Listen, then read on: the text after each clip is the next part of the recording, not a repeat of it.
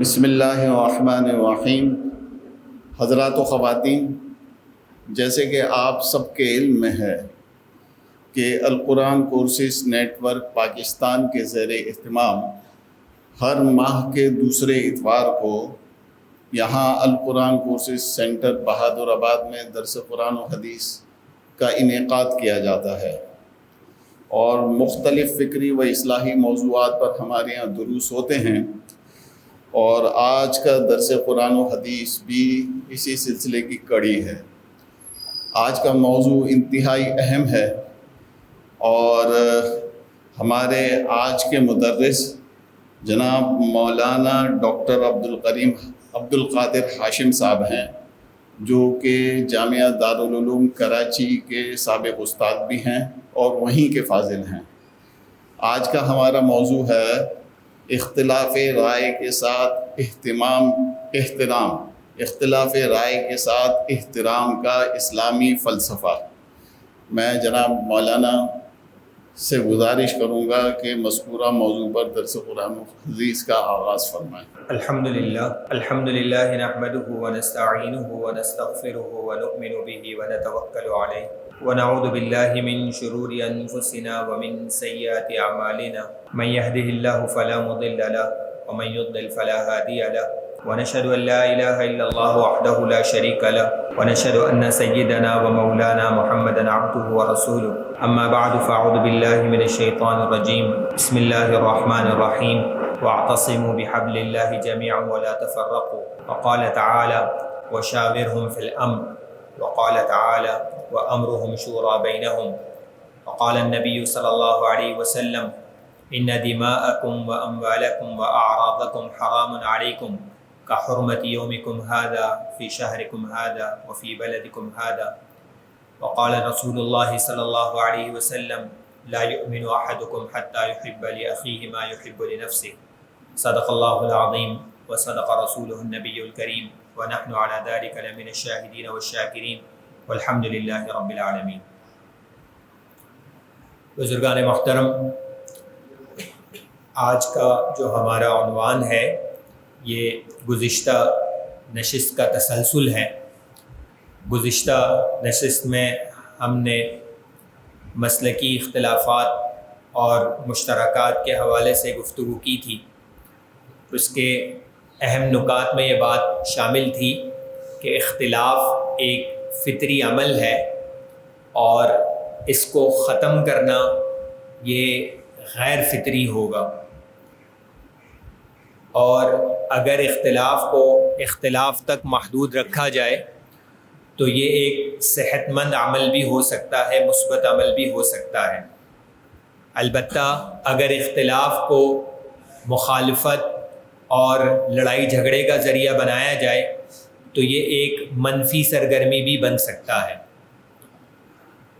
جناب نبی کریم صلی اللہ علیہ وسلم کی احادیث مبارکہ، حضرات صحابہ کرام کے عمل سے یہ بات ثابت ہوتی ہے کہ اختلاف کو ختم کرنے کی کوشش نہیں کی گئی ہے، بلکہ اختلاف کو باقی رکھتے ہوئے جس چیز کا اہتمام کرنے کی ضرورت ہے وہ ہے بنیادی طور پہ احترام، باہمی احترام، اور یہ اس بات پر منحصر ہے کہ اختلاف کی حقیقت کو اور اس کی ضرورت کو اور اس کے فلسفے کو جو ہے وہ سمجھا جائے کہ کیا اختلاف اپنی ذات میں مطلوب چیز ہے یا اختلاف اپنی ذات میں کوئی بری چیز ہے یا اس کی کوئی اور حقیقت ہے۔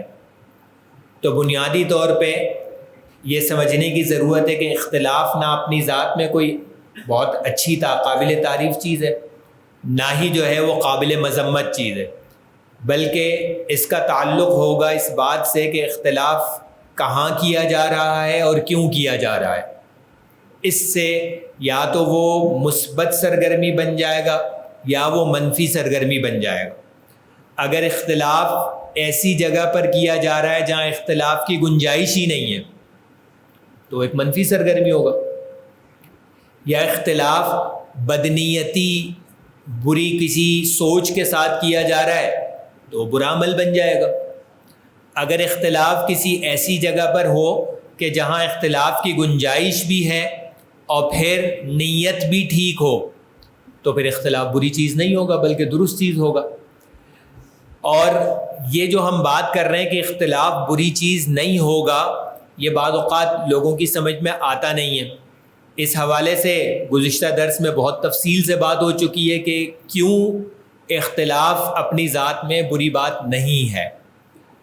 آج جو آیات ہم نے ابھی آپ کے سامنے پڑھی ہیں اور جو احادیث مبارکہ ہیں، ان کی روشنی میں ہم اس معاملے کو مزید دیکھنے کی کوشش کرتے ہیں. آیت مبارکہ جو ہے وشاورہم فی الامر، جناب نبی کریم صلی اللہ علیہ وسلم کو اللہ سبحانہ و تعالی حکم دے رہے ہیں کہ آپ ان حضرات سے یعنی صحابہ کرام سے مشورہ فرمایا کریں معاملات کے اندر.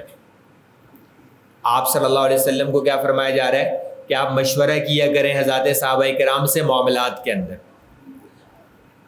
ایک بہت واضح سا سوال ہے کہ کیا مشورہ کسی ایسی چیز میں کیا جا سکتا ہے جس میں ایک ہی پہلو متعین ہو، ایک ہی چیز متعین ہو، وہاں پہ مشورہ کیا جا سکتا ہے یا نہیں کیا جا سکتا؟ نہیں کیا جا سکتا، لازمی سی بات ہے. کیا اس بات میں مشورہ کیا جا سکتا ہے کہ نماز پڑھنی چاہیے یا نہیں پڑھنی چاہیے؟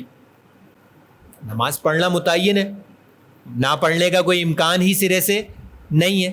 جب نہ پڑھنے کا سرے سے امکان ہی نہیں ہے تو یہاں پہ مشورہ بھی نہیں ہو سکتا. چوری کرنی چاہیے یا نہیں کرنی چاہیے، شراب پینی چاہیے یا نہیں پینی چاہیے، اس معاملے میں کوئی مشورہ ہو سکتا ہے؟ نہیں ہو سکتا، کیونکہ یہاں تو طے ہے کہ یہ کام کیا ہے، منع ہے، حرام ہے. اللہ تعالیٰ نے اس کو کیا کیا ہے، ناپسند فرمایا ہے. تو یہاں تو مشورہ نہیں ہو سکتا. مشورہ انہی چیزوں میں ہو سکتا ہے کہ جہاں ایک سے زیادہ رائے کے درست ہونے کا امکان ہو، وہی مشورہ ہو سکتا ہے. اس کا مطلب یہ ہوا کہ ایسے معاملات پیش آتے رہتے ہیں جہاں ایک سے زیادہ رائے ممکن ہوتی ہے. جب ایک سے زیادہ رائے ممکن ہوگی تو وہاں مشورہ لیا جائے گا.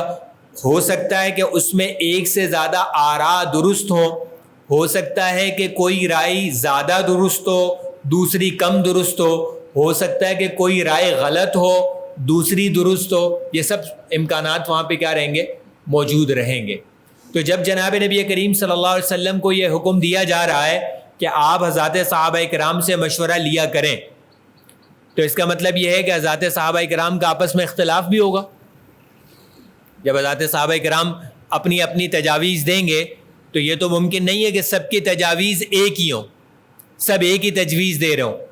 یہ تو وہیں ممکن ہے کہ جہاں ایک ہی امکان ہو. جہاں ایک سے زیادہ امکان ہوں گے تو تجاویز بھی کیا ہوں گی، ایک سے زیادہ ہوں گی. اور پھر جناب نبی کریم صلی اللہ علیہ وسلم کی حیات مبارکہ سے جو واقعات ملتے ہیں اس میں یہ بات کھل کر سامنے آتی ہے کہ حضرات صحابہ کرام کی تجاویز کیا ہوتی تھیں، مختلف ہوتی تھیں. مثلا غزوہ بدر پیش آیا. غزوہ بدر میں جب لڑائی ختم ہوئی تو صورتحال یہ تھی کہ کفار میں سے 70 لوگ مارے گئے اور 70 لوگ جو ہے وہ کیا ہو گئے، گرفتار ہو گئے. اور بھی اقوال اس بارے میں موجود ہیں، لیکن بہرحال کچھ قیدی مسلمانوں کے ہاتھ میں آ گئے. اور یہ ہم جانتے ہیں کہ یہ اسلامی تاریخ کا پہلا موقع تھا جب مسلمانوں کے ہاتھ میں کیا آ گئے، قیدی آ گئے. اس سے پہلے کبھی قیدی مسلمانوں کے ہاتھ میں نہیں آئے ہیں. اب سوال پیدا ہوگا، لازمی سی بات ہے کہ ان قیدیوں کا کیا کرنا ہے. اب ایک صورت تو یہ تھی کہ اللہ سبحانہ و تعالیٰ قرآن کریم میں آیات نازل فرما دیتے، یا کوئی دوسرے انداز سے وحی اللہ سبحانہ و تعالیٰ بھیج دیتے، جناب نبی کریم صلی اللہ علیہ وسلم کو فرما دیتے کہ ان قیدیوں کے ساتھ آپ نے یہ کرنا ہے، معاملہ ہی ختم ہو جاتا. ایک صورت تو یہ تھی نا کہ آپ صلی اللہ علیہ وسلم کو فرما دیا جاتا کہ ان قیدیوں کو کی گردنیں اڑا دیں مثال کے طور پہ، یا ان قیدیوں کو فدیہ لے کے چھوڑ دیں آپ، یا ان قیدیوں کو ویسے ہی چھوڑ دیں. اللہ سبحانہ و تعالیٰ وہی سے یہ حکم ارشاد فرما دیتے تو پھر تو کوئی اور رائے کا امکان بچتا ہی نہیں تھا، ختم ہو جاتا. لیکن اللہ سبحانہ و تعالیٰ کی طرف سے ایسی کوئی رائے، ایسا کوئی حکم ارشاد نہیں ہوا ہے. قرآن کریم کی کوئی آیت نازل نہیں ہوئی ہے. یہی وجہ ہے کہ جناب نبی کریم صلی اللہ علیہ وسلم حضرات صحابہ کرام سے مشورہ فرما رہے ہیں. اور جب حضرات صحابہ کرام سے مشورہ فرمایا تو دونوں رائے آ گئیں. حضرت عمر رضی اللہ تعالیٰ عنہ کی یہ رائے تھی کہ ان تمام قیدیوں کو کیا کر دیا جائے؟ قتل کر دیا جائے، ان سب کو قتل کر دیا جائے. حضرت ابوبکر رضی اللہ تعالیٰ عنہ کی رائے آئی کہ ان قیدیوں سے فدیہ لے کر جو ہے ان کو چھوڑ دیا جائے، قیدیوں سے فدیہ لے کر ان کو چھوڑ دیا جائے.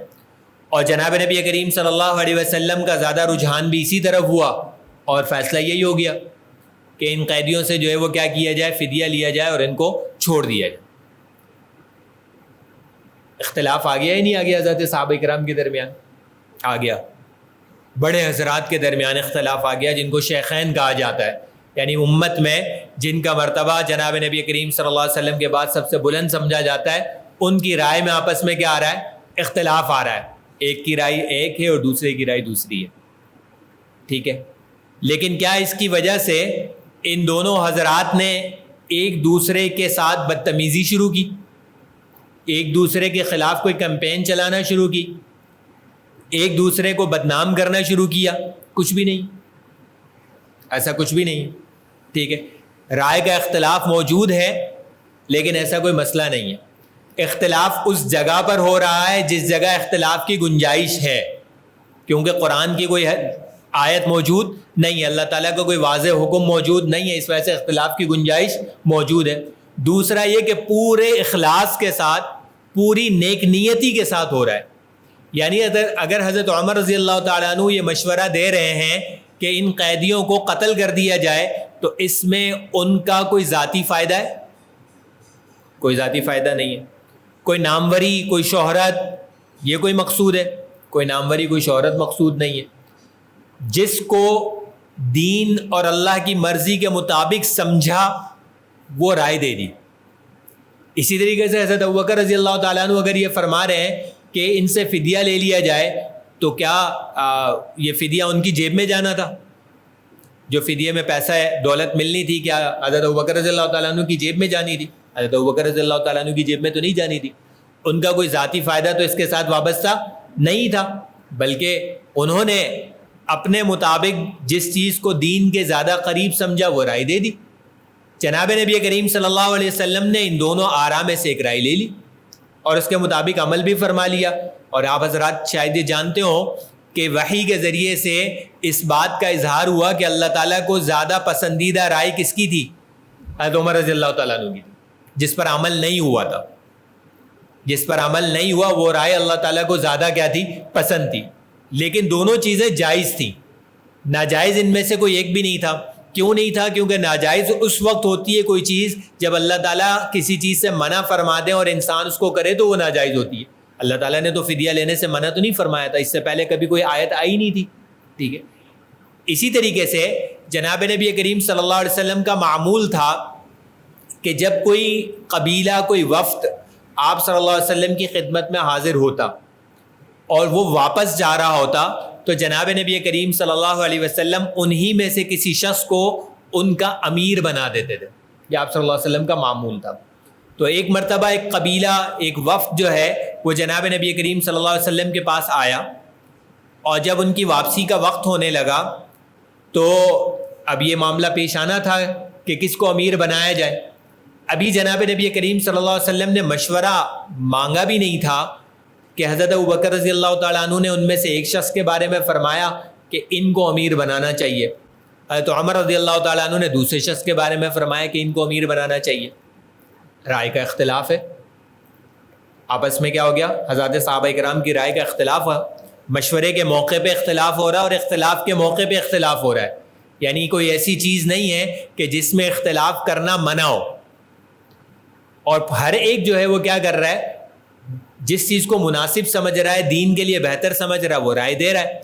یہ الگ بات تھی کہ اس پر اللہ سبحانہ و تعالیٰ کی طرف سے تھوڑی سی سرزنش ہوئی ہے.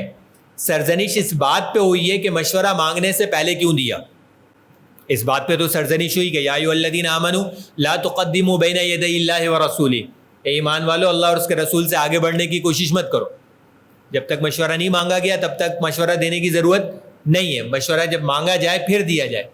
اس بات پہ تو سرزنش ہوئی ہے، لیکن اس بات پہ کوئی سرزنش نہیں ہے کہ آپ نے ایک بات اور انہوں نے دوسری بات کیوں کہی.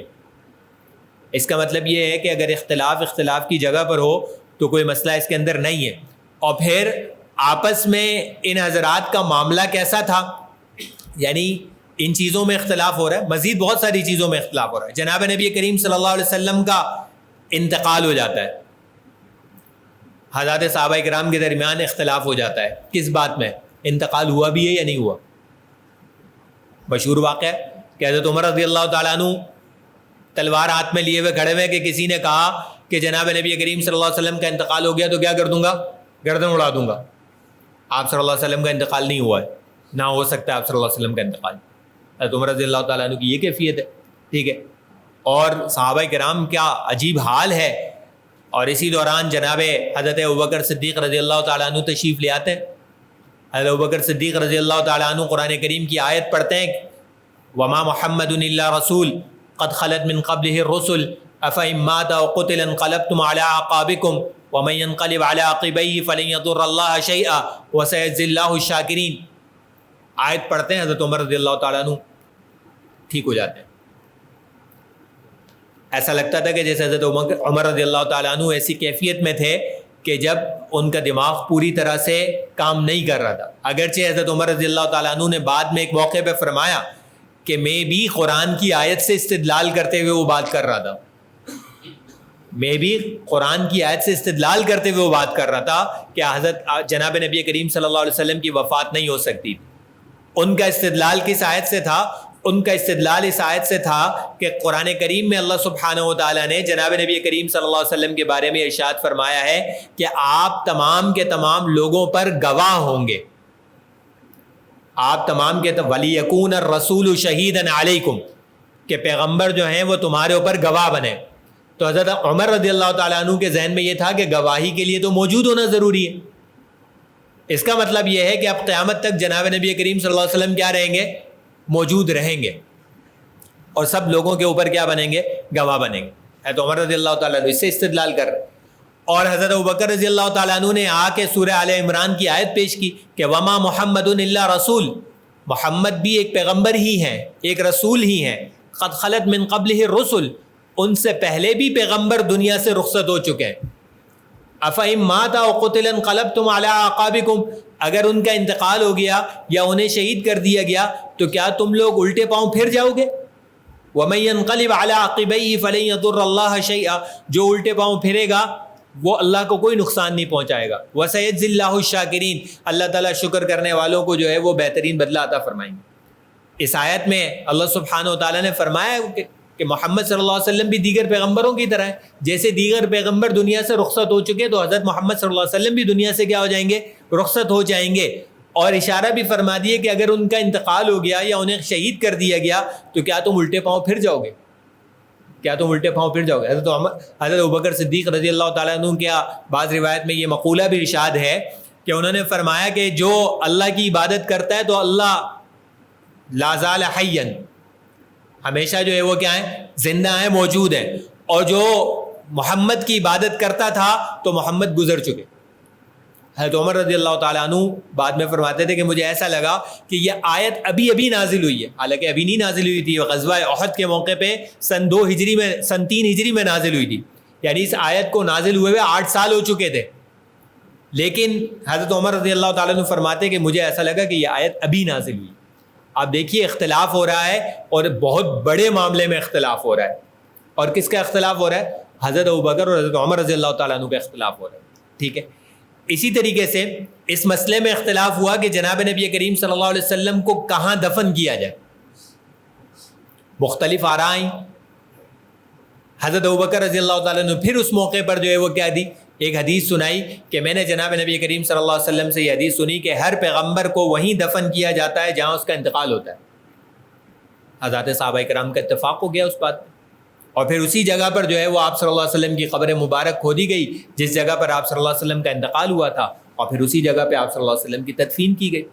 اسی طریقے سے جناب نبی کریم صلی اللہ علیہ وسلم کے انتقال کے بعد کچھ لوگ جو ہیں وہ مرتد ہو گئے، جو تازہ مسلمان ہوئے تھے جناب نبی کریم صلی اللہ علیہ وسلم کی زندگی کے آخری ایام میں، وہ ارتداد کی طرف چلے گئے.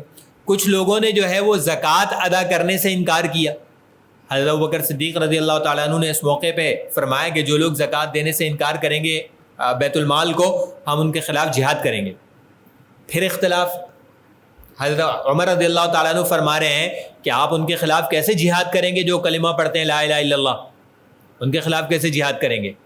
جناب نبی کریم صلی اللہ علیہ وسلم کی حدیث ہے کہ امرت ان اقاتل الناس حتی یقولوا لا الہ الا اللہ، کہ مجھے یہ حکم دیا گیا ہے کہ میں لوگوں سے قتال کروں یہاں تک کہ وہ لا الہ الا اللہ کہنے لگیں، اور جس نے لا الہ الا اللہ کہہ لیا فقد عصم منی دماءهم واموالهم کما قال صلی اللہ علیہ وسلم، کہ اس نے اپنے مال کی، اپنے خون کی، اپنی جان کی حفاظت کر لی۔ تو جو لا الہ الا اللہ پڑھ رہا ہے وہ تو محفوظ ہے، آپ ان کے خلاف جہاد کیسے کریں گے؟ دوسری طرف جو ہے وہ حضرت ابوبکر رضی اللہ تعالیٰ عنہ اسی حدیث کے ایک لفظ سے استدلال فرما رہے ہیں کہ جناب نبی کریم صلی اللہ علیہ وسلم نے اسی حدیث کے آخر میں یہ بھی فرمایا تھا کہ الا بحق، الا یہ کہ برحق ان سے کیا کیا جائے، قتال کیا جائے۔ اور حق قتال یہ ہے کہ انہوں نے نماز میں اور زکوٰۃ میں فرق کر لیا، اگر یہ فرق کریں گے تو یہ مسلمان رہیں گے ہی نہیں، یہ مسلمان ہی نہیں رہے۔ ہم مسلمانوں سے جہاد نہیں کر رہے بلکہ ان سے جہاد کر رہے ہیں جو مسلمان نہیں رہے۔ اختلاف ہے، لیکن کیا ان حضرات نے آپس میں ایک دوسرے کے خلاف کبھی کوئی مورچہ لگایا؟ کبھی نہیں۔ آپ اندازہ لگائیے کہ ان کے معاملات کیسے ہیں، آپس کا احترام کیسا ہے۔ آپس کا احترام ایسا ہے کہ جب حضرت ابوبکر صدیق رضی اللہ تعالیٰ عنہ کا انتقال ہونے کا وقت قریب آ جاتا ہے تو معاملہ پیش آتا ہے کہ اب کس کو جو ہے وہ مسلمانوں کا خلیفہ بنایا جائے۔ تو آپ جانتے ہیں کہ حضرت ابوبکر رضی اللہ تعالیٰ عنہ نے حضرت عمر رضی اللہ تعالیٰ عنہ کا نام پیش کیا۔ جب انہوں نے حضرت عمر رضی اللہ تعالیٰ عنہ کا نام پیش کیا تو لوگوں کے ذہن میں سوال پیدا ہوا کہ حضرت عمر رضی اللہ تعالیٰ عنہ تو بڑے سخت مزاج ہیں، تو بہت سخت ہے حضرت عمر رضی اللہ تعالیٰ عنہ دین کے معاملے میں۔ تو انہوں نے حضرت ابوبکر رضی اللہ تعالیٰ عنہ کے سامنے یہ بات عرض کی کہ آپ اس شخص کو ہمارے اوپر چھوڑ کے جائیں گے جو بڑے سخت ہیں، تو ان کے ساتھ گزارا کیسے ہوگا؟ اس وقت حضرت عمر رضی اللہ تعالیٰ عنہ کے بارے میں حضرت ابوبکر رضی اللہ تعالیٰ عنہ کے الفاظ سنیے، فرماتے ہیں کہ اللہم انی استخلفت علیہم خیر اہلک، یا اللہ آپ گواہ رہیں میں نے آپ کے بندوں میں سے جو سب سے بہتر اس وقت ہے اس کو ان کے اوپر خلیفہ چنا ہے۔ یہ کس کے بارے میں اظہار رائے ہے؟ جن سے بہت بڑے بڑے مسئلوں میں کیا رہا ہے؟ اختلاف رہا ہے۔ بڑے بڑے معاملات میں حضرت عمر رضی اللہ تعالیٰ عنہ کی رائے اور ہے اور حضرت ابوبکر رضی اللہ تعالیٰ عنہ کی رائے اور ہے، اور پھر کہا کیا جا رہا ہے کہ میں ان کو سب سے بہتر سمجھتا ہوں۔ اور حضرت عمر رضی اللہ تعالیٰ عنہ کا کیا معاملہ ہے؟ ایک مرتبہ ان کے سامنے کسی نے کہہ دیا کہ آپ جو ہیں وہ کیا ہیں، حضرت ابوبکر سے بہتر ہے، رو پڑے، ہچکیوں سے رونے لگے، اور پھر فرمانے لگے کہ واللہ للیلۃ من ابی بکر خیر من عمر و آل عمر، کہ ابو بکر کی ایک رات جو ہے وہ عمر اور عمر کے پورے گھرانے سے بہتر ہے۔ تم کیا بات کر رہے ہو کہ عمر جو ہے وہ کیا ہوں گے، ابو بکر سے بہتر ہو جائیں گے؟ یہ کیسے ممکن ہے؟ یہ ممکن نہیں۔ یہ کیسے ہو رہا ہے کہ ایک طرف اتنے شدید اختلافات اور دوسری طرف ایک دوسرے کے بارے میں ایسا احترام؟ یہ کیوں ممکن ہو سکا؟ یہ اس وجہ سے ممکن ہو سکا کہ ان کا اختلاف برائے اختلاف نہیں تھا۔ جب اختلاف برائے اختلاف ہوتا ہے تو پھر ایک دوسرے کو برداشت کرنا اور ایک دوسرے کا احترام کرنا ممکن نہیں رہتا، مشکل ہو جاتا ہے۔ لیکن جب اختلاف برائے اختلاف نہیں ہوتا بلکہ اختلاف برائے اللہ کی رضا ہوتا ہے تو پھر احترام کرنا کوئی مشکل نہیں۔ جب اختلاف کی وجہ یہ ہو کہ ہر ایک اللہ کے حکم کو سمجھنے کے لیے اختلاف کر رہا ہے، اللہ کو راضی کرنے کے لیے اختلاف کر رہا ہے، تو پھر احترام کرنا کوئی مشکل کام نہیں، بہت آسان ہے۔ اور اسلام کی پوری تاریخ اس طرح کے اختلافات سے اور احترامات سے جو ہے وہ بھری ہوئی ہے۔ حضرات صحابہ کرام سے ہم نے معاملہ اس وجہ سے شروع کیا ہے کہ جناب نبی کریم صلی اللہ علیہ وسلم کا ارشاد ہے کہ اصحابی کالنجوم بأیہم اقتدیتم اہتدیتم، کہ میرے صحابہ جو ہیں وہ ستاروں کی مانند ہیں، ان میں سے جن کے بھی راستے پہ چلو گے تم ہدایت پا جاؤ گے، راہ پا جاؤ۔ یہ حضرات صحابہ کرام کا طریقہ ہے۔ آپ دیکھیے کہ حضرات صحابہ کرام کا طریقہ جو ہے وہ آپس میں ایک دوسرے کے احترام کا ہے۔ حضرت عبداللہ ابن مسعود رضی اللہ تعالیٰ عنہ جناب نبی کریم صلی اللہ علیہ وسلم کے ان صحابہ کرام میں سے ہیں جو آپ صلی اللہ علیہ وسلم کے پاس اتنا وقت گزارتے تھے کہ اگر کوئی نیا آدمی آتا تھا تو وہ یہ سمجھتا تھا کہ حضرت عبداللہ بن مسعود رضی اللہ تعالیٰ عنہ آپ صلی اللہ علیہ وسلم کے گھر والوں میں شامل ہیں، گھرانے سے تعلق رکھتے ہیں، اتنا وقت گزارتے تھے آپ صلی اللہ علیہ وسلم کے ساتھ.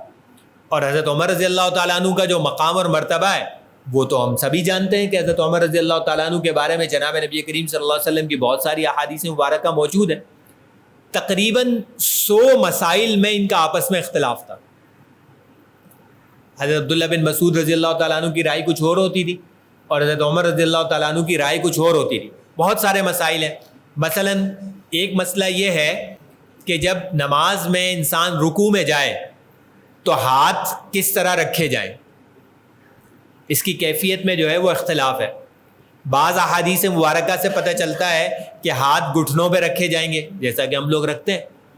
بعض احادیث مبارکہ سے پتہ چلتا ہے کہ ہاتھ جو ہے نا وہ چھوڑ دیے جائیں گے، ایسے گھٹنوں پہ نہیں رکھے جائیں گے بلکہ ایسے چھوڑ دیے جائیں گے، دونوں پاؤں کے درمیان چھوڑ دیے جائیں گے.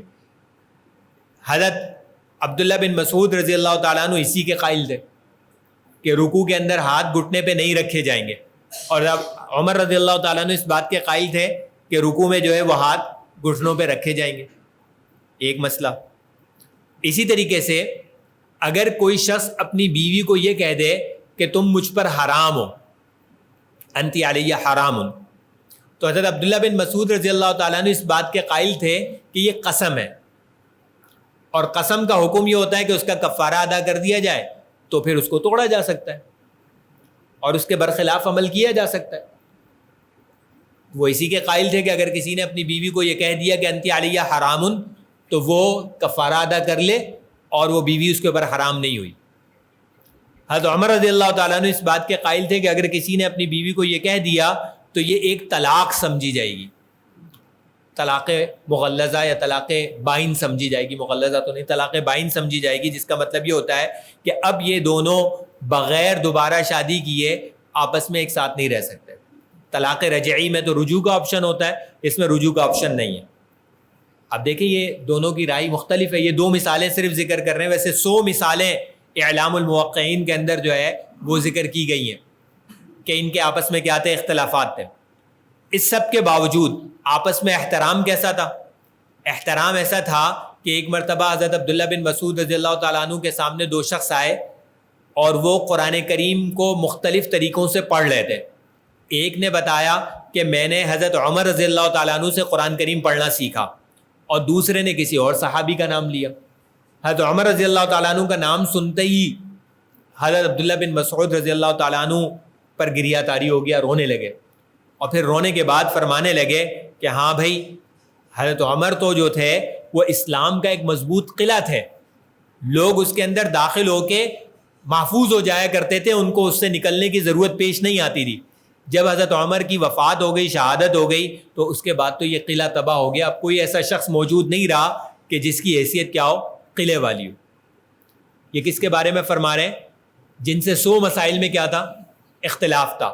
اور احترام اور محبت کیسی ہے کہ یہ الفاظ ان کے بارے میں ارشاد فرما رہے. دوسری طرف حضرت عمر رضی اللہ تعالیٰ عنہ، ان کے بارے میں کیا ارشاد فرما رہے؟ حضرت عمر رضی اللہ تعالیٰ عنہ فرماتے ہیں کہ یہ شخص جو ہیں، یعنی حضرت عبداللہ بن مسعود رضی اللہ تعالیٰ عنہ، یہ تو فقہ اور علم کا بھرا ہوا ایک برتن ہے، اور میں نے ان کے معاملے میں اہل قادسیہ کو خود پر ترجیح دی.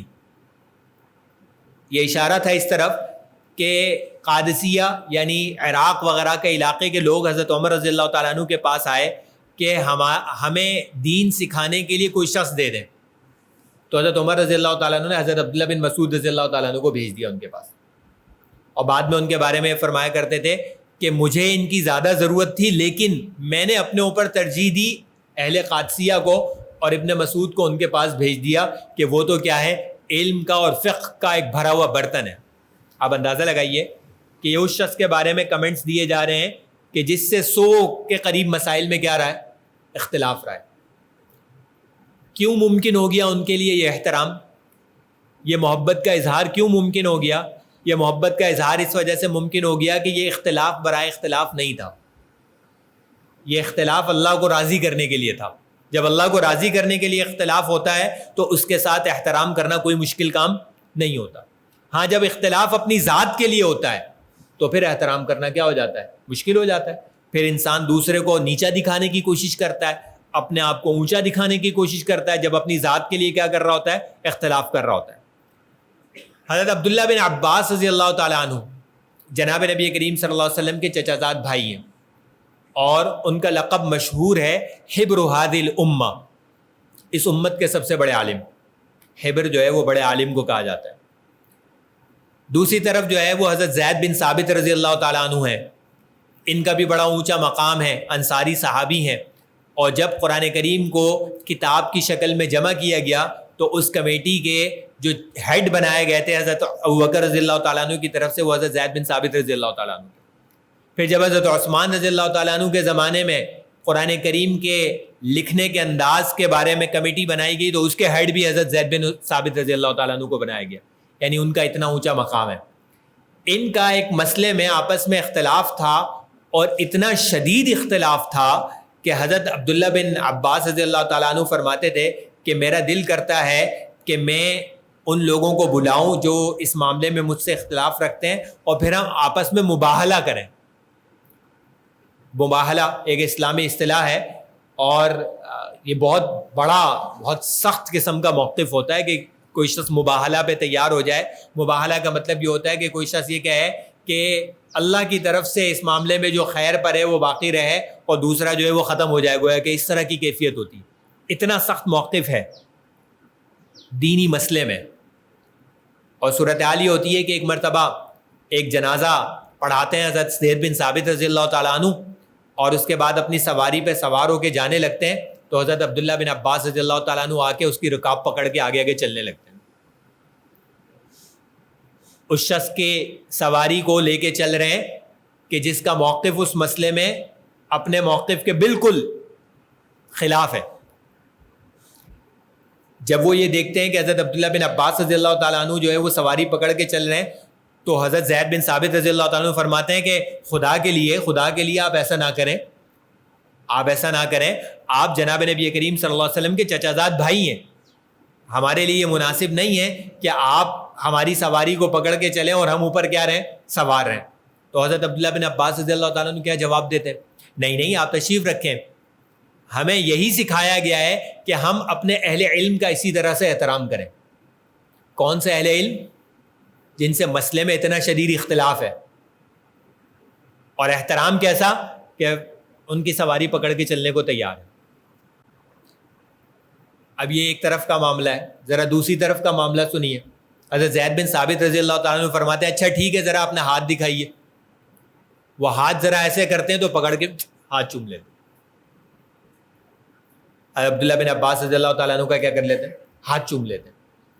حضرت عبداللہ بن عباس رضی اللہ تعالیٰ عنہ کا ہاتھ چوم کے فرماتے ہیں کہ اچھا پھر ہمیں بھی جناب نبی کریم صلی اللہ علیہ وسلم کے اہل بیت کے بارے میں یہی کرنا سکھایا گیا کہ ان کے ساتھ ایسے ہی محبت اور احترام سے پیش آیا جائے. آپ جناب نبی کریم صلی اللہ علیہ وسلم کے گھرانے سے ہیں, ہم آپ کا ایسے ہی احترام کریں گے. یعنی شدید ترین اختلاف کے باوجود آپس میں احترام کی یہ کیفیت ہے. کون نہیں جانتا کہ حضرت علی رضی اللہ تعالیٰ عنہ کی حضرت معاویہ رضی اللہ تعالیٰ عنہ سے لڑائی ہوئی, جنگ ہوئی. حضرت عائشہ رضی اللہ تعالیٰ عنہ سے جنگ ہوئی. دینی موقف کے اندر, مسئلے کے اندر جنگ تک نوبت آ گئی. یعنی اختلاف اس قدر شدید ہو گیا کہ جنگ کی نوبت آ گئی. ہر ایک اس بات کو سمجھتا تھا کہ جو میری رائے ہے وہ ٹھیک ہے, اسی وجہ سے جنگ کی نوبت آئے گی, ورنہ تو جنگ کی نوبت نہیں آتی ہے. جنگ ختم ہو جاتی ہے پھر کیا معاملہ ہوتا ہے؟ جنگ ختم ہو جاتی ہے تو حضرت طلحہ بن عبید اللہ رضی اللہ تعالیٰ عنہ جو کہ جنگ جمل میں حضرت عائشہ رضی اللہ تعالیٰ عنہ کی طرف سے شریک تھے اور شہید ہو گئے اس میں. اور ان کے صاحبزادے حضرت علی رضی اللہ تعالیٰ عنہ کے پاس آتے ہیں.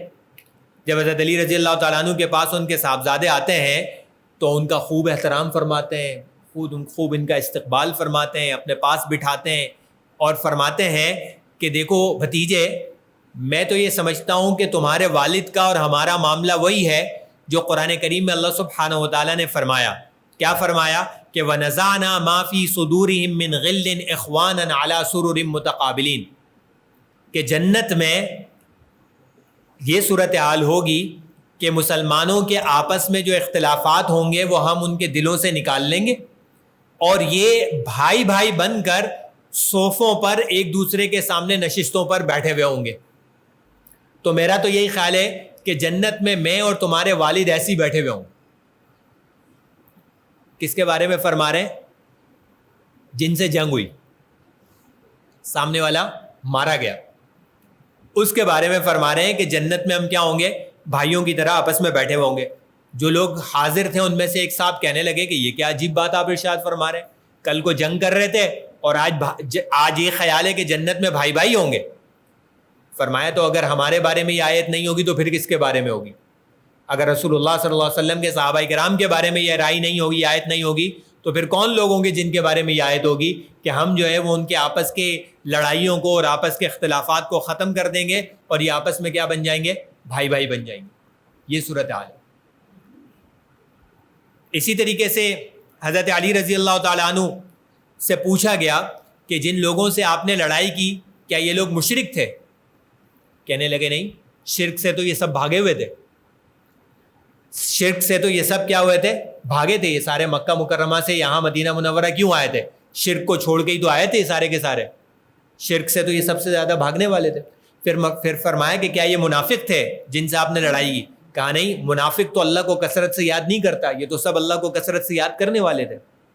پھر فرمایا کہ پھر یہ کون لوگ تھے؟ کہا ہمارے بھائی تھے. یہ سب کیا تھے؟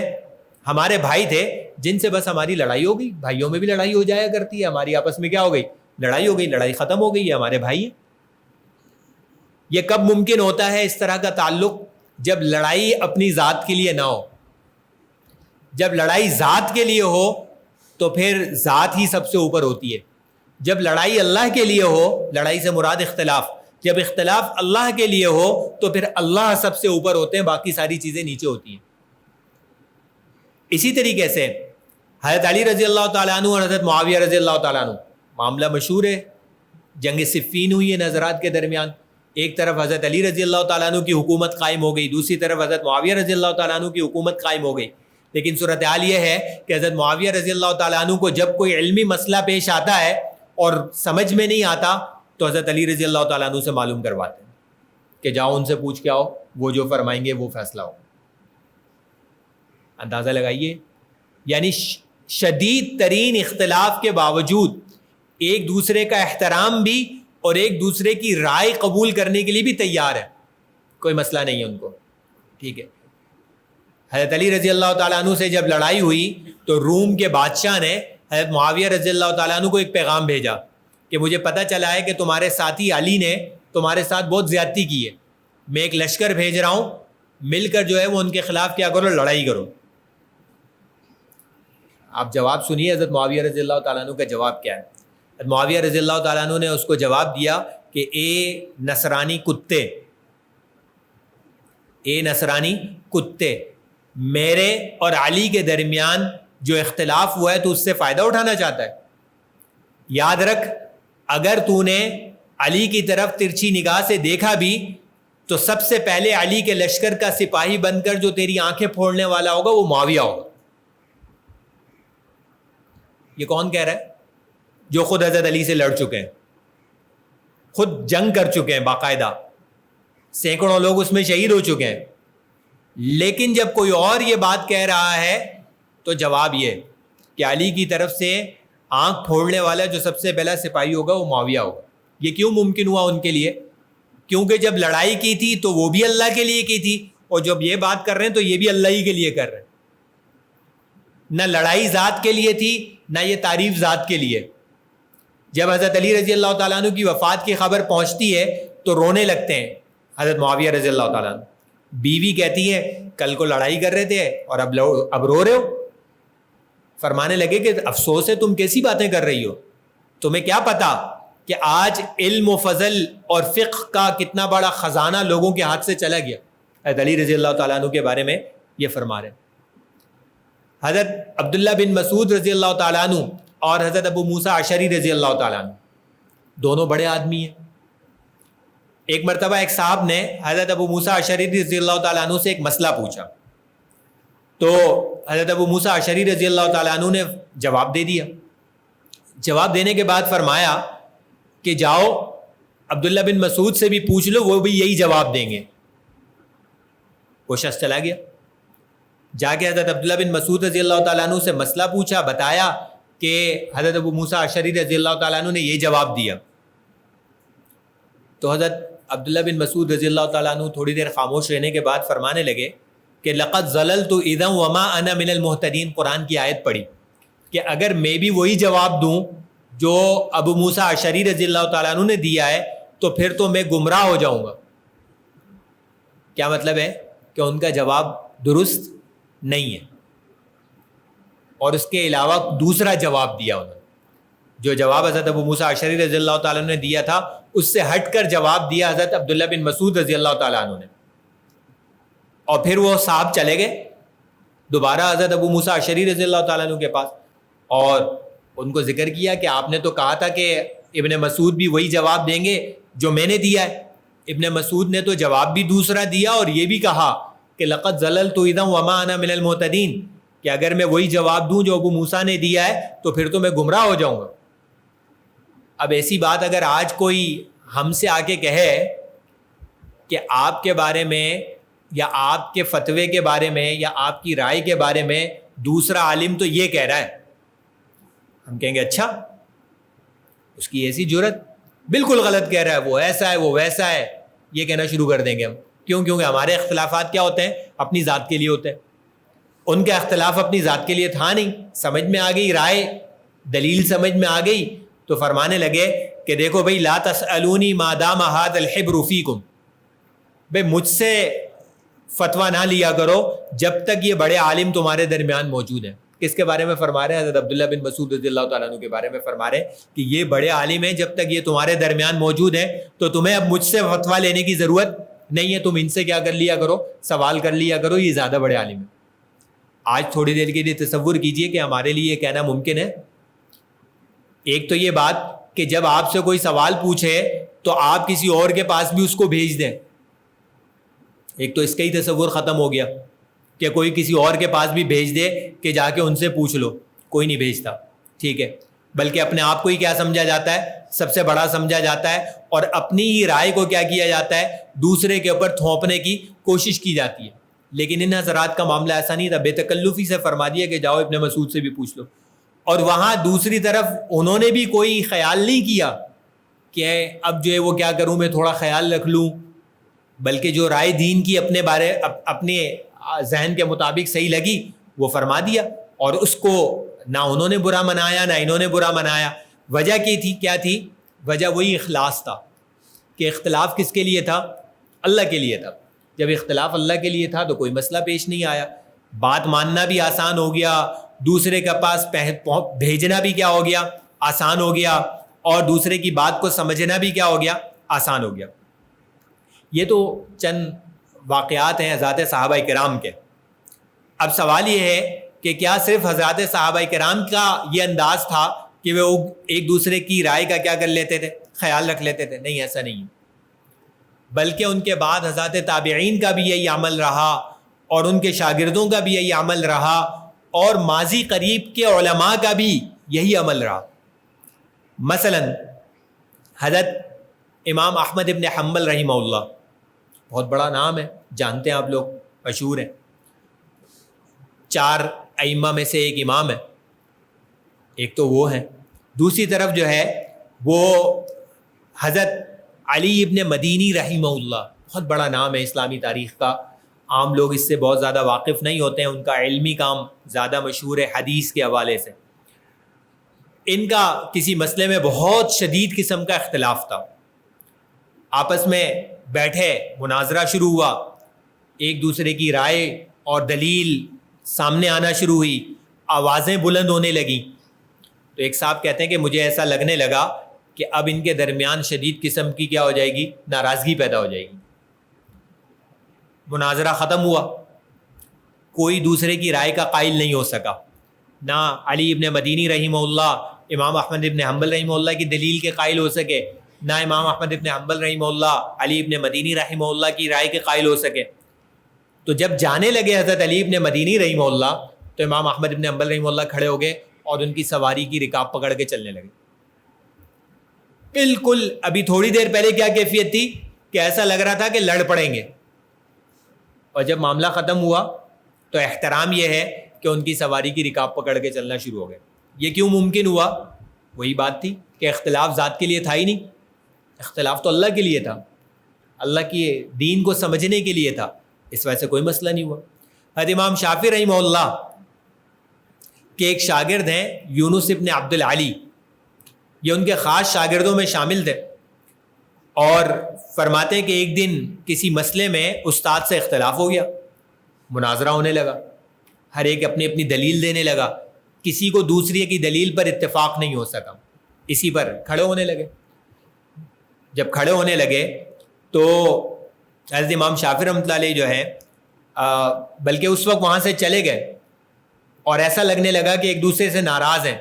تو ایک جگہ جب ملاقات ہوئی تو حضرت امام شافعی رحمۃ اللہ علیہ اپنے شاگرد سے کیا فرما رہے ہیں, اے ابو موسیٰ, کیا یہ زیادہ بہتر نہیں ہے کہ ہم آپس میں بھائی بھائی رہیں اگرچہ ہمارا آپس میں اختلاف ہو؟ اپنے شاگرد سے فرما رہے ہیں, استاد فرما رہے ہیں, یعنی شاگرد کو استاد سے اختلاف ہو گیا اور استاد شاگرد کا پھر بھی کیا کر رہا ہے, احترام کر رہا ہے. اور یہ بھی سب جانتے ہیں کہ امام شافعی کا جو مقام ہے وہ یونس ابن عبد العلی کا نہیں ہے, یعنی بڑا جو ہے وہ چھوٹے کے سامنے کیا ہو رہا ہے, بچھ رہا ہے. یہ کیوں ممکن ہوا؟ اس وجہ سے کہ اختلاف ذات کے لیے نہیں تھا, اللہ کے لیے تھا. جب اللہ کے لیے اختلاف ہوتا ہے تو کوئی مسئلہ نہیں, آپس میں بچھنا ممکن ہے.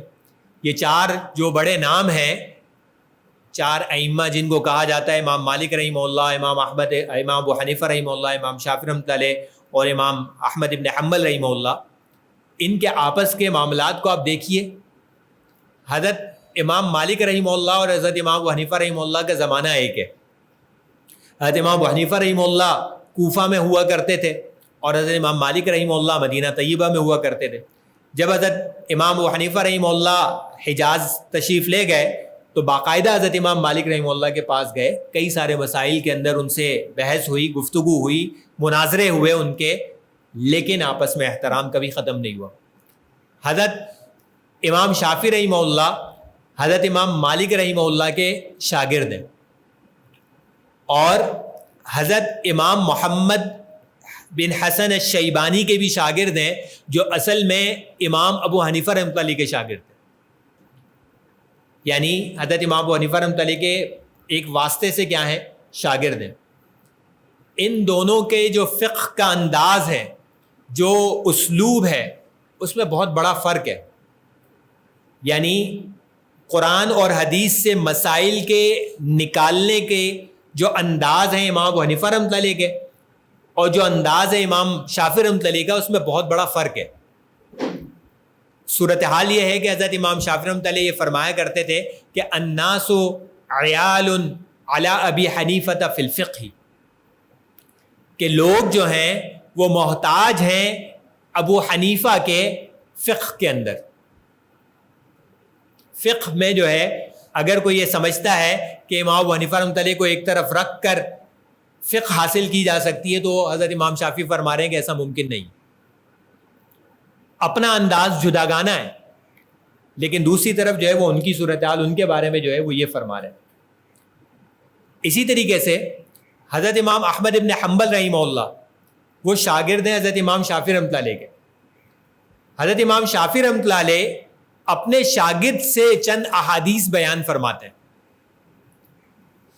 یعنی احادیث میں حضرت امام احمد ابن حنبل رحمۃ اللہ علیہ استاد ہیں اپنے استاد کے, فقہ حاصل کیے, فقہ میں شاگرد ہیں حضرت امام شافعی رحمۃ اللہ علیہ کے, اور حدیث میں استاد ہیں امام شافعی رحمۃ اللہ علیہ کے. حضرت امام شافعی رحمۃ اللہ علیہ جب حضرت امام احمد ابن حنبل رحمہ اللہ سے کسی حدیث کو بیان فرماتے ہیں تو تعظیماً ان کا نام لینے کی بجائے فرماتے ہیں کہ ہمارے ساتھیوں میں سے ایک قابل قدر ساتھی نے مجھے یہ حدیث بیان فرمائی, تعظیماً. ورنہ عام طور پہ کیا کیا جاتا ہے, استاد کا نام لیا جاتا ہے, حدیث کی جب سند بیان کی جاتی ہے تو نام لیا جاتا ہے. کہ مجھے فلاں نے حدیث بیان کی، ان کو فلاں نے حدیث بیان کی، ان کو فلاں نے حدیث بیان کی. لیکن حضرت امام شافعی رحمۃ اللہ علیہ جب حدیث بیان کرتے ہیں امام احمد ابن حنبل رحمۃ اللہ علیہ سے، تو ان کا انداز یہ والا ہوتا تھا. اب کوئی سوچ سکتا ہے کہ شاید یہ لوگ تو بہت ہی ابتدائی صدیوں کے تھے، اس حد تک تو احترام کیا رہتا ہوگا، باقی رہتا ہوگا، بعد والوں کے اندر احترام ممکن نہیں رہا. ایسا نہیں ہے. ہماری صدی کی بالکل متصل جو صدی ہے، ہم 21ویں صدی میں اس وقت ہیں 2024 میں، پچھلی جو 20ویں صدی ہے، اس صدی کے بڑے بڑے نام ہیں جو مختلف مکاتب فکر سے تعلق رکھتے ہیں، لیکن ان کی آپس میں محبت اور ان کے آپس میں احترام کے جو واقعات کتابوں میں موجود ہیں، ان کو انسان دیکھے تو حیران ہوتا ہے کہ آج ایسا کیوں نہیں ہو پا رہا. آج کیوں جب اختلاف ہوتا ہے تو ہم ایک دوسرے کی خلاف ہو جاتے ہیں، ایک دوسرے کی ذاتیات پر اتر کر ان کی برائیاں کرنا شروع کر دیتے ہیں. ایسا کیوں ہوتا ہے؟ حضرت مولانا احمد علی لاہوری رحمۃ اللہ علیہ، دیوبندی مکتبہ فکر کا بہت بڑا نام ہے مولانا احمد علی لاہوری رحمۃ اللہ علیہ، اور مولانا داؤد غزنوی رحمۃ اللہ علیہ، اہل حدیث مکتبہ فکر کا بہت بڑا نام ہے. یہ حضرات ایک ہی زمانے کے ہیں اور بہت سارے مسائل میں ایک دوسرے سے شدید اختلاف رکھتے ہیں. لیکن صورتحال یہ ہے کہ مولانا سید داؤد غزنوی رحمۃ اللہ علیہ کو یہ اطلاع پہنچی کہ مولانا احمد علی لاہوری رحمۃ اللہ علیہ آپ کے علاقے میں شیراں میں آ رہے ہیں. جب انہیں یہ اطلاع ملی تو انہوں نے اپنے تمام شاگردوں کو کہہ دیا کہ بھئی دیکھو، ہمارے پاس جو شخصیت آ رہی ہے وہ حنفی ہیں، اور حنفی جو ہیں وہ رفع یدین نہیں کرتے نماز میں، اور آمین بھی زور سے نہیں کہتے ہیں. تو تم لوگ ذہن میں رکھو کہ جب وہ یہاں آئیں گے اور ہمارے ساتھ نماز پڑھیں گے تو تم نے ان کے احترام میں رفع یدین نہیں کرنا، اور آمین بھی زور سے نہیں کہنی. تصور کر سکتے ہیں آج اس کا؟ آج جان بوجھ کے رفع یدین کیا جائے گا، زور زور سے آمین کہی جاتی ہے تاکہ بتایا جا سکے کہ تم اور ہم اور ہیں. ٹھیک ہے. دوسری طرف حضرت لاہوری رحمۃ اللہ علیہ اپنے شاگردوں کو کیا فرما رہے ہیں کہ دیکھو بھائی، ہم جا رہے ہیں مولانا داؤد غزنوی رحمۃ اللہ علیہ کے یہاں، رحمۃ اللہ علیہ ہم کہہ رہے ہیں، انہوں نے کہا ہوگا کہ مولانا داؤد غزنوی صاحب کے یہاں جا رہے ہیں ہم. وہ ہیں اہل حدیث، اور وہ جو ہے کیا کرتے ہیں، نماز میں رفع یدین بھی کرتے ہیں اور آمین بھی زور سے کہتے ہیں. تو ہم ان کے یہاں جائیں گے تو تم نے نماز میں کیا کرنی ہے، رفع یدین کرنی ہے اور آمین بھی زور سے کہنی ہے ان کے احترام میں. دیکھیے، تصور کیجئے کہ وہ کیا منظر ہوگا کہ نماز ہو رہی ہے اور جو پوری زندگی رفع یدین کر رہے ہیں وہ رفع یدین نہیں کر رہے، جو پوری زندگی آمین بالجہر کہہ رہے ہیں وہ آمین بالجہر نہیں کہہ رہے، اور جو پوری زندگی رفع یدین نہیں کر رہے تھے وہ رفع یدین کر رہے ہیں، اور جو آمین زور سے نہیں کہتے تھے وہ آمین زور سے کہہ رہے ہیں. یہ کیوں کر رہے ہیں؟ ایک دوسرے کے احترام میں کر رہے ہیں. دلیل کی بنیاد پہ یہ سمجھتے تھے کہ ہمیں رفع یدین نہیں کرنا، لیکن احترام میں رفع یدین کر رہے ہیں، کیونکہ جائز تو سمجھتے تھے، ناجائز تو نہیں سمجھتے. یعنی نماز میں ہاتھ بار بار اٹھانے یا نہ اٹھانے کا مسئلہ جائز ناجائز کا نہیں ہے. ان کے نزدیک بھی نماز ہو جاتی ہے بغیر رفع یدین کے جو رفع یدین کرتے ہیں، اور ان کے نزدیک بھی نماز ہو جاتی ہے رفع یدین کے ساتھ جو رفع یدین نہیں کرتے. جو آمین زور سے کہتے ہیں ان کے نزدیک بھی نماز ہو جاتی ہے ان کی، جن کی آمین جو آمین زور سے نہیں کہتے، اور جو آمین زور سے نہیں کہتے ان کے نزدیک بھی نماز ہو جاتی ہے ان کی جو آمین زور سے کہتے ہیں. اب ایک دوسرے کے پیچھے نماز پڑھ لیں اور ایک دوسرے کا احترام اس حد تک کر رہے ہیں. اب اندازہ لگائیے، آج تو ہم اس کا تصور بھی نہیں کر سکتے.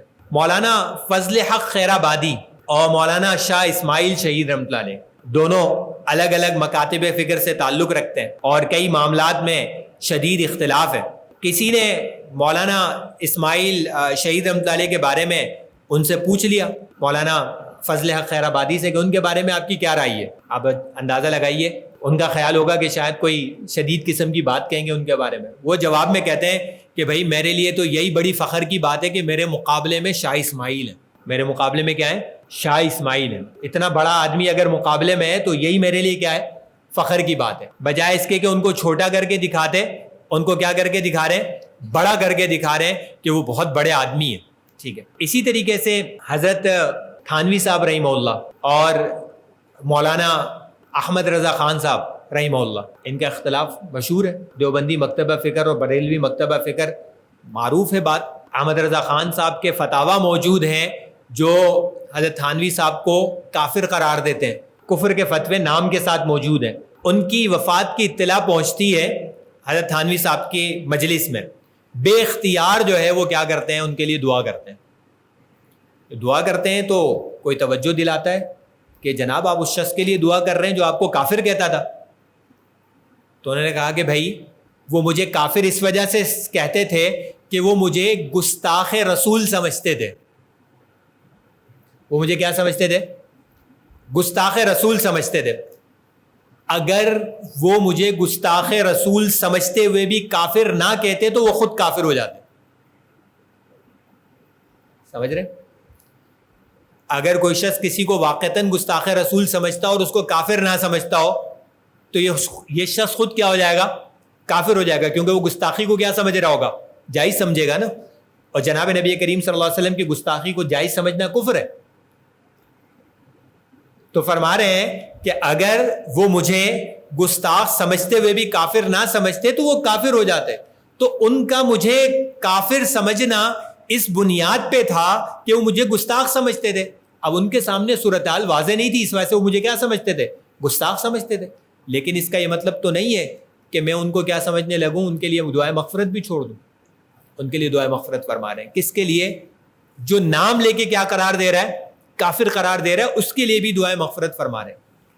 ایک مرتبہ حضرت مفتی شفیع صاحب رحمہ اللہ نے واقعہ ذکر کیا کہ حضرت تھانوی صاحب رحمہ اللہ کی مجلس میں کسی نے مولانا احمد رضا خان صاحب کا نام بغیر مولانا کے لے لیا. مولانا نہیں کہا، صرف احمد رضا خان کہہ دیا. ناراض ہو گئے، غصہ ہو گئے کہ تمہیں تمیز نہیں ہے، ایک عالم کا نام بغیر جو ہے وہ مولانا اور صاحب کے لے رہے ہو. کیا ہو گیا اگر ہم سے ان کے رائے کا اختلاف ہے تو کیا ہو گیا؟ اس کا یہ مطلب ہے کہ تم جو ہے وہ ان کے منصب کا احترام چھوڑ دو. مولانا ایک منصب کا نام ہے، ایک مقام کا نام ہے، شخصیت کا نام تھوڑی ہے. وہ عالم دین ہے، چاہے ہم سے کیا رکھتے ہیں؟ اختلاف رکھتے ہیں. اب یہ باتیں بیان نہیں کی جاتی ہیں یا لوگ ان کی طرف آتے نہیں. ہم نے تو اختلاف کا مطلب یہ بنایا ہوا ہے کہ بس اب جو ہے وہ کیا ہوگا، ایک دوسرے کی شان میں خوب گستاخیاں ہوں گی. لیکن جن لوگوں کے نام لیوا ہم ہیں ان کا معاملہ یہ نہیں تھا. وہ اختلاف کے باوجود کیا کرتے تھے؟ احترام کرتے تھے. دیوبندی مکتبہ فکر کا آغاز ہوتا ہے حضرت مولانا قاسم نانوتوی صاحب رحمہ اللہ سے، حضرت مفتی رشید احمد گنگوئی صاحب رحمۃ اللہ علیہ سے. ان دونوں حضرات کا ایک ایک واقعہ بیان کر کے ہم اپنی گفتگو ختم کرتے ہیں. حضرت مولانا قاسم نانوتوی صاحب رحمہ اللہ کو پتہ چلا کہ ایک صاحب ہیں وہ ان کے بارے میں کفر کا فتویٰ دیتے ہیں. یہ صاحب جو ہیں ایک مسجد میں امامت بھی کرواتے تھے اور تلاوت بڑی شاندار کرتے تھے. تو حضرت کے شاگردوں میں اختلاف ہوا کہ فجر کی نماز ان کے یہاں چل کے پڑھنی چاہیے، لیکن دوسرے نے جو ہے وہ منع کر دیا کہ وہ تو ہمارے استاد کو جو ہے وہ کافر قرار دیتے ہیں، کیا ان کے پیچھے جا کے نماز پڑھیں گے. یہ بات کسی طرح سے حضرت مولانا قاسم نانوتوی صاحب تک پہنچ گئی. مولانا قاسم نانوتوی صاحب اگلے دن جو ہے وہ اپنے تمام شاگردوں کو لے کر وہاں مسجد میں پہنچ گئے. فجر کی نماز انہی صاحب کے پیچھے پڑھی جو ان کو کیا کہتے تھے؟ کافر کہتے تھے. جب نماز سے فارغ ہوئے انہوں نے دیکھا کہ چند اجنبی لوگ موجود ہیں اور چہرے مہرے سے کیا لگتے ہیں؟ علماء لگتے ہیں. تو پوچھ لیا کہ بھئی آپ حضرات کون ہیں؟ تو پتہ چلا کہ بھئی مولانا قاسم نانوتوی بھی ہیں ان میں. اب وہ بڑے حیران پریشان، نادم، ندامت ان کے اوپر طاری کہ وہ شخص جس کو میں کافر کہتا ہوں وہ میرے پیچھے کیا ہوا ہے؟ نماز پڑھنے کے لیے آیا ہوا ہے. تو مولانا قاسم نانوتوی صاحب رحمہ اللہ نے ان سے فرمایا کہ بھئی آپ کوئی نادم ہونے کی ضرورت نہیں ہے، آپ مجھے میرے بارے میں جو کچھ آپ کو پتہ چلا ہوگا اس کی بنیاد پہ آپ نے مجھے کافر سمجھا. کوئی بات نہیں، آپ کو جو پتہ چلا اس کی بنیاد پہ آپ نے کافر سمجھ لیا. آپ اس بات پہ ہمیں کوئی آپ سے شکایت نہیں ہے، بس اس بات پہ تھوڑا سا شکایت ہے کہ آپ زیادہ تحقیق فرما لیتے، تھوڑی سی اچھی طرح سے تحقیق فرما لیتے کہ آپ تک جو باتیں پہنچی ہیں وہ ٹھیک بھی ہیں یا نہیں ہے، وہ واقعتاً ہم نے کہی بھی ہے یا نہیں ہے، ہم وہی مراد لیتے بھی ہیں یا نہیں لیتے جو آپ نے مراد لی ہے. یہ ان کا آپس کا معاملہ ہے. اس طرح سے جو ہے حضرت مفتی رشید احمد گنگوئی صاحب رحمہ اللہ آخر عمر میں نابینا ہو گئے تھے. تو ان کے پاس جو خطوط آیا کرتے تھے، خطوں کا زمانہ تھا، خطوط آیا کرتے تھے، تو حضرت مولانا یحییٰ کاندلوی صاحب رحمہ اللہ ان کے شاگرد ان کو خط پڑھ کے سنایا کرتے تھے۔ تو ایک دن فرمانے لگے کہ مولوی یحییٰ، بہت دن ہو گئے تم نے ہمارے دوست کا خط نہیں سنایا، کیا اب ان کا خط نہیں آ رہا؟ تو کہنے لگے کہ نہیں حضرت، خط تو آتا ہے، میں جان بوجھ کے نہیں سناتا ہوں، گالیاں ہی تو لکھی ہوئی ہوتی ہیں اس میں آپ کو کیا لکھی ہوئی ہوتی ہیں؟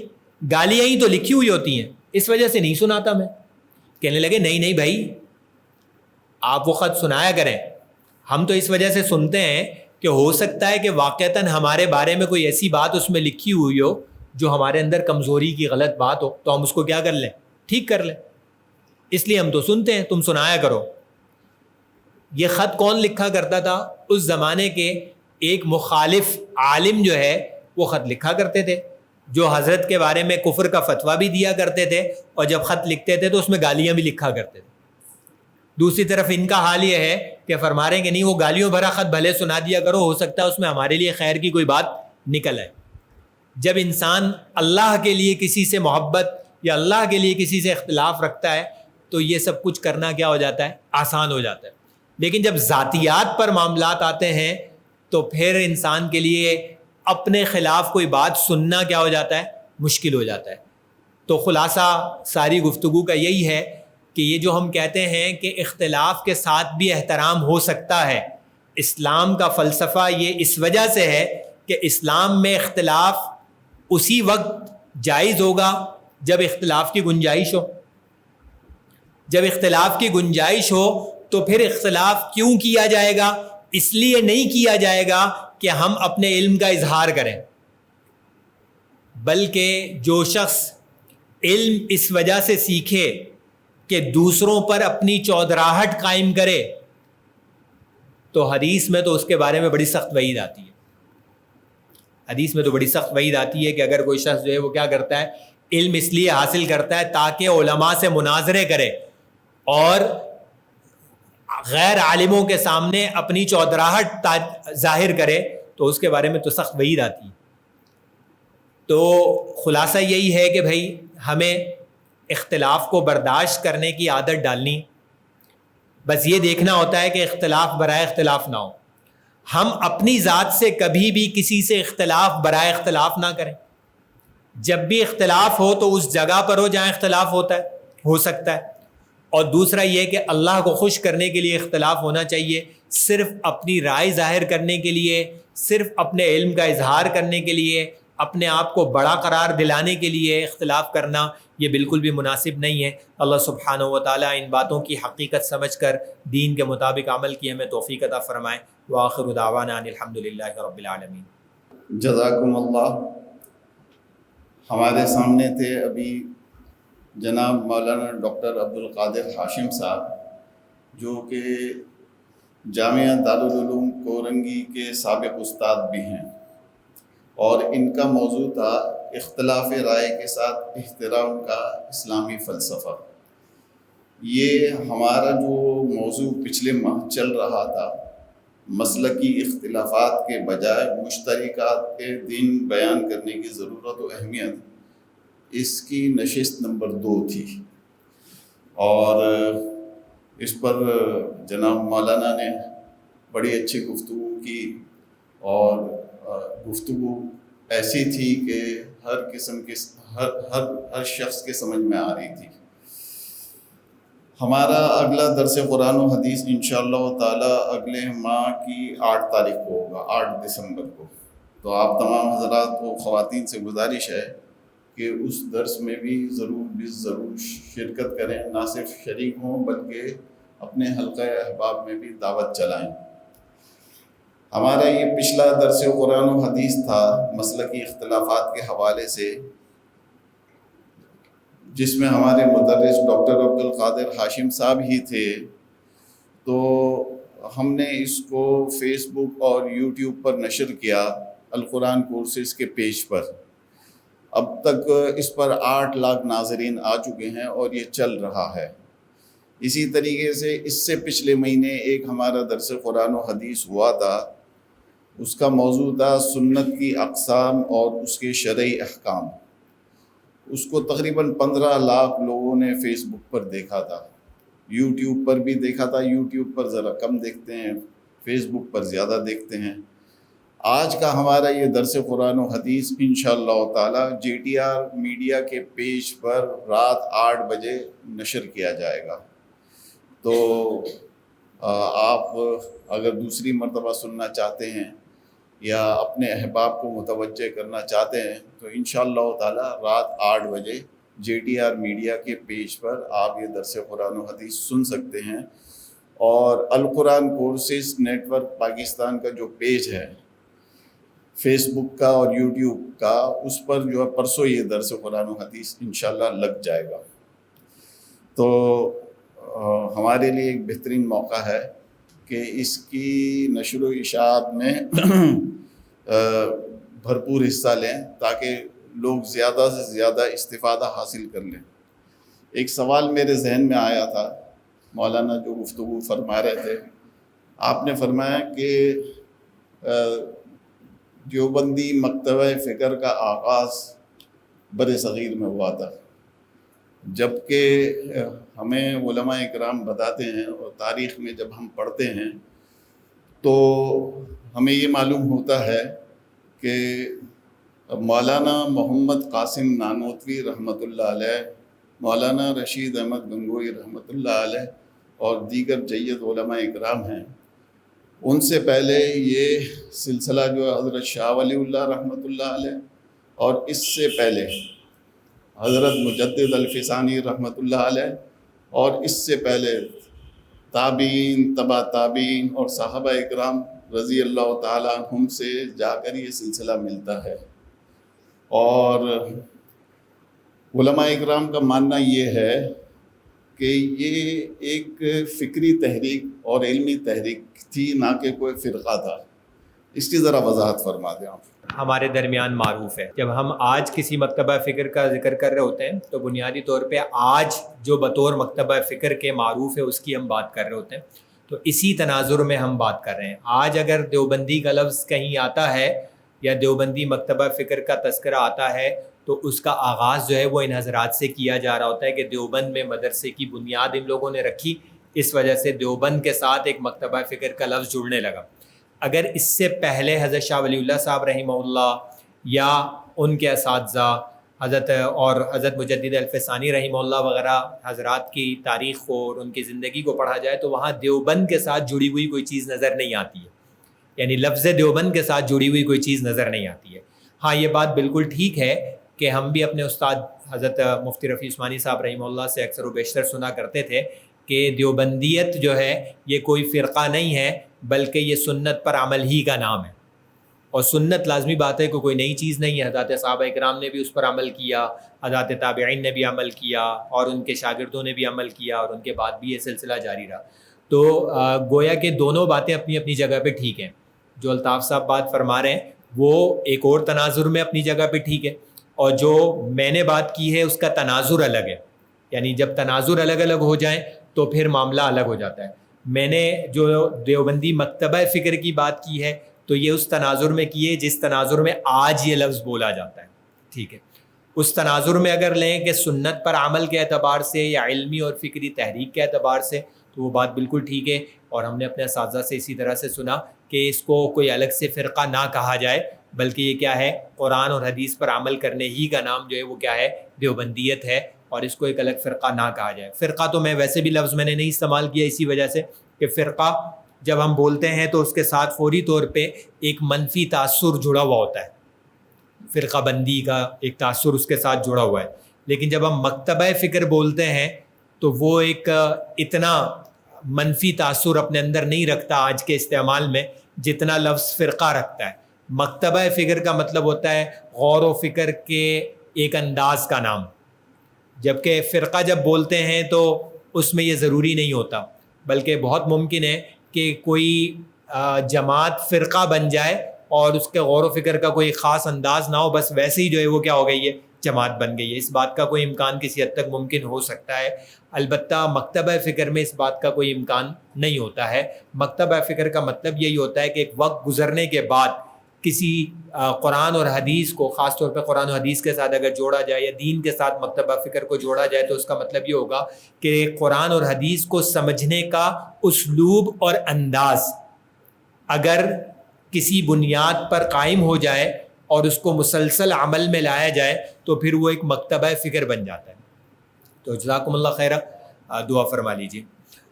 اللہم لک الحمد لا نحصی ثناء علیک انت کما اثنیت علی نفسک، اللہم صلی علی سیدنا و مولانا محمد وعلی آل سیدنا و مولانا محمد وبارک وسلم۔ ربنا ظلمنا انفسنا وان لم تغفر لنا وترحمنا لنکونن من الخاسرین۔ ربنا آتنا فی الدنیا حسنہ وفی الآخرۃ حسنہ وقنا عذاب النار۔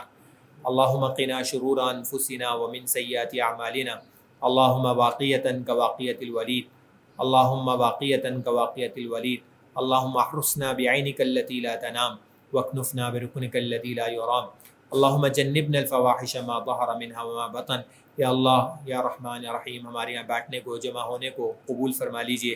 یا اللہ، جو کچھ کہا سنا اس پر عمل کی توفیق عطا فرما دیجئے۔ یا اللہ، دنیا اور آخرت کی ہر بھلائی ہمیں نصیب فرما دیجئے، ہر برائی سے ہمارے گھر والوں کی حفاظت فرمائیے۔ یا اللہ، یا رحمان یا رحیم، ہمارے بیماروں کو شفا عطا فرما دیجئے۔ یا اللہ، جو پریشان ہیں اللہ ان کی پریشانیاں دور فرما دیجئے۔ یا اللہ، جو مقروض ہیں ان کو قرضوں سے نجات عطا فرما دیجئے۔ یا اللہ، جن جن لوگوں نے ہم سے دعا کے لیے کہا ہے، لکھا ہے، ہم سے دعا کی امید رکھتے ہیں، یا اللہ سب کی تمام جائز حاجتوں مرادوں کو پورا فرما دیجئے۔ یا اللہ، جناب صدیق صاحب کی والدہ محترمہ بیمار ہیں، ان کے لیے دعائے صحت کی درخواست کی گئی ہے، یا اللہ انہیں صحت و عافیت عطا فرما دیجئے۔ یا اللہ، اور بھی جتنے لوگ بیمار ہیں سب کو مکمل شفا عطا فرما دیجئے۔ ہمیں، ہمارے گھر والوں کو ہر قسم کی موذی بیماریوں سے اللہ محفوظ رکھیے۔ یا اللہ، دیر تک چلنے والی لا علاج بیماریوں سے، عاجز کر دینے والی بیماریوں سے ہمیں ہمارے جملہ متعلقین کو یا اللہ محفوظ رکھیے۔ یا اللہ، یا رحمان یا رحیم، ہمارے مظلوم فلسطینی بہنوں بھائیوں کی مدد فرما دیجئے۔ یا اللہ، ان سے ظلم و ستم کا خاتمہ فرما دیجئے۔ یا اللہ، ظالموں کا ہاتھ روک دیجئے۔ یا اللہ، ظالموں کا ہاتھ روک دیجئے۔ یا اللہ، ہمیں ان کے لیے جو کچھ کرنا چاہیے ہمیں اس کی توفیق عطا فرمائیے۔ یا اللہ، یا رحمان یا رحیم، جہاں جہاں دنیا میں ظلم و ستم ہو رہا ہے، مسلمان مظلوم ہے، اللہ ہر جگہ ظلم و ستم کا خاتمہ فرما دیجئے۔ یا اللہ، مظلوموں کی مدد فرما دیجئے۔ اللہم انصر اخواننا المستضعفین، اللہم انصر اخواننا المستضعفین، اللہم انصر اخواننا المستضعفین۔ اللہم انا نسألک من خیر ما سألک من عبدک ونبیک محمد صلی اللہ علیہ وسلم، ونعوذ بک من شر ما استعاذک من عبدک ونبیک محمد صلی اللہ علیہ وسلم۔ یا اللہ، یا اللہ، یا رحمان یا رحیم، پاکستان کی حفاظت فرمائیے، اس کو امن و سلامتی اور استحکام نصیب فرمائیے۔ یا اللہ، صحیح معنی میں مضبوط اسلامی فلاحی ریاست بنا دیجیے۔ ربنا تقبل منا انک انت السمیع العلیم وتب علینا انک انت التواب الرحیم، وصلی اللہ تعالی علی النبی الکریم محمد وآلہ وصحبہ اجمعین، آمین برحمتک یا ارحم الراحمین۔